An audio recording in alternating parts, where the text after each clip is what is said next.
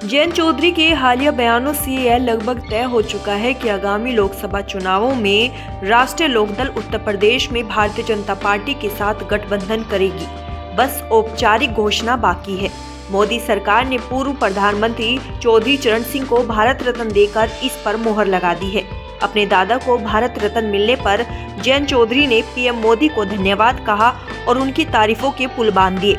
इस बीच जब पत्रकारों ने उनसे एनडीए में जाने को लेकर सवाल पूछा तो जयंत चौधरी ने कहा, अब मैं किस मुंह से इनकार करूं। इस बीच जयंत चौधरी के एक पुराने बयान की चर्चा हो रही है, जिसमें उन्होंने भाजपा के साथ जाने के बारे में पूछे जाने पर कहा था कि चवन्नी थोड़ी हूं जो पलट जाऊंगा। विपक्षी इस बयान की याद दिलाकर जयंत चौधरी पर कटाक्ष कर रहे हैं। इस बारे में जब आरएलडी चीफ से उनकी प्रतिक्रिया पूछी गई तो उन्होंने कहा कि ये सब अच्छी बातें हैं, मैं ये सब सहन करने के लिए तैयार हूँ। मुझे अपने लोगों का हित देखना है। मैंने 2022 में कहा था कि मैं चवन्नी नहीं हूँ, लेकिन वो सब चुनावी बातें होती है और चुनाव के पहले जो विपक्ष बोलता है उसे तो लोग वैसे भी भूल जाते हैं। जयंत चौधरी शनिवार को जब राज्यसभा में अपने दादा पूर्व प्रधानमंत्री चौधरी चरण सिंह को भारत रत्न दिए जाने के मुद्दे पर भाषण देने के लिए उठे तो कांग्रेस अध्यक्ष मल्लिकार्जुन खड़गे की ओर से आपत्ति जताई गई। इस बारे में उन्होंने बताया कि मैं असहज हो गया था। भारत रत्न को बोना क्यों कहा जा रहा है? ये चुनाव से संबंधित नहीं है।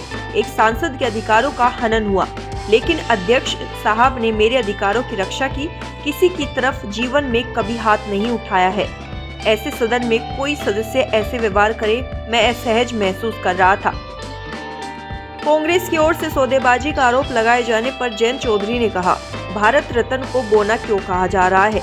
यह चुनाव से संबंधित फैसला नहीं है, यह हमेशा के लिए होता है। चौधरी चरण सिंह को कुछ न बोले, कुछ न मिले, तब भी वह जिंदा है।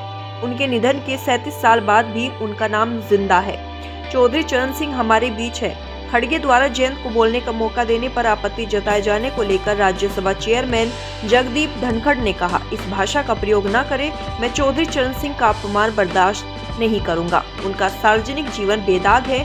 उनकी सत्यनिष्ठा और प्रतिबद्धता सदैव किसानों के प्रति रही, मैंने अपनी आंखों से देखा है।